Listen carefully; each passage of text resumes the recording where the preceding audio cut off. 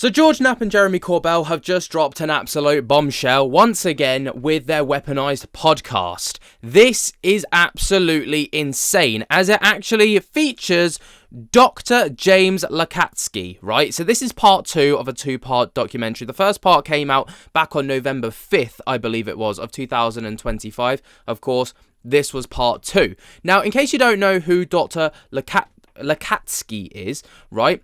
He is a retired US intelligence officer, okay, and rocket scientist with a distinguished career in the Defense Intelligence Agency, the DIA, holding a Doctor of Engineering degree. He also specializes in advanced aerospace system with reverse engineering.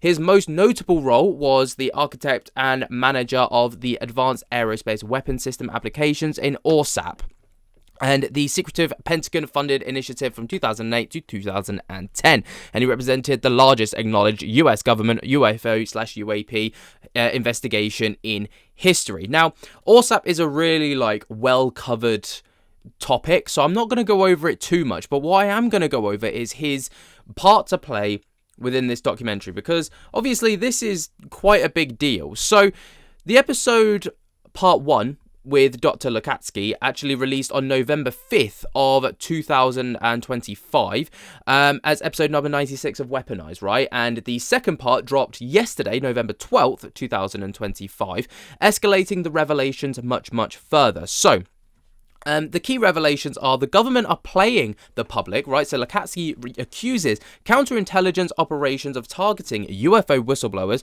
for example, disinformation campaigns, and criticizes congressional hearings as performative distractions that reveal little while adversaries gain insight. Obviously, that's quite a big deal because Representative Luna, Grusch, Burchett, and, all the rest of it would probably strongly disagree with that, but that's what he's saying. Skinwalker Ranch and paranormal ties, of course. So the details: Rogue hunts for orbs and entities at the ranch, linking them to UAP physics, apparently. And he hints at interdimensional aspects, including fast-forward entities emerging from craft, right? But there's also craft access and reverse engineering. So he alludes to an entering and intact egg-shaped UAP. No visible propulsion system, of course, observed, as it always is the case, echoing claims from physicist Eric Davis. Lakatski won't confirm personal involvement, but stresses security rules allow strategic denials. For example, we found no smoking gun as a canned response from the DoD. There's also funding dramas. So it reveals that Senator Reid delayed ORSAP from funding from over 2008 election fears of UFO stories leaking and portraying him as quote-unquote crazy. Now, what's also interesting is he talks about David Grusch and biologics. Obviously, David Grusch, one of his most notable claims amongst all of them, pretty much, from his 2023 interview with Ross Coulthart, of course, was that he had heard about these entities, right? These bodies, these organic beings of some capacity, NHI. And that was obviously the big part. So he goes on to talk about that and reveals that, also reiterate Grush's claims that they are credible, but dodges biologics details. No darkness is detected, and Lakatski sees the phenomena as potentially benevolent if humanity ever evolved. And then he talks about legacy programs as well, and he hints at pre-ORSAP involvement in older UFO efforts, but invokes classification.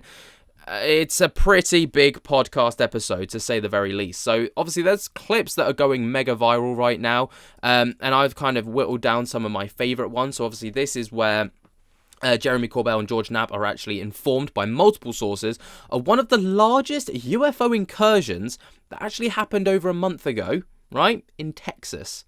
Take a little listen to this.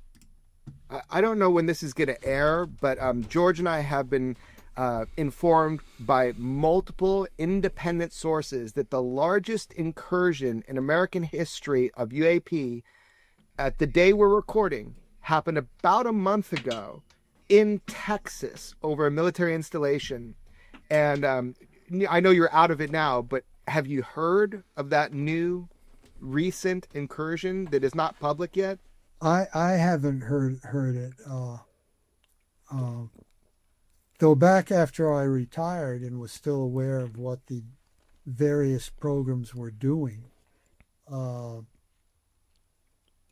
But there was heavy interest in UAPs back then. Now how long have I been retired? Almost 10 years now. So UAP incursions of military bases is real. You had to study them. You had high up information on them. So this idea that we're just testing an EMP back in the 60s and that's shutting down nuclear weapons is, in your point, would be nonsense, correct? nonsense. And from my point of view, it would be nonsense. If it's real, I'd be very surprised. And by the way, It's real, meaning it was EMP fake out on everybody. You'd be surprised. I'd be very surprised Yeah. if it was any. I mean, I think that tells volumes, doesn't it, really, when you think about it? Obviously, he's going on to talk about this. He hasn't heard about the incursion. I hope that we do get more details regarding that very, very soon.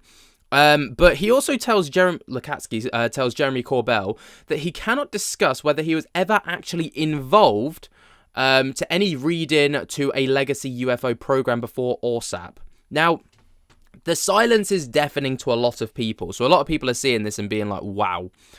His silence almost kind of says that he was.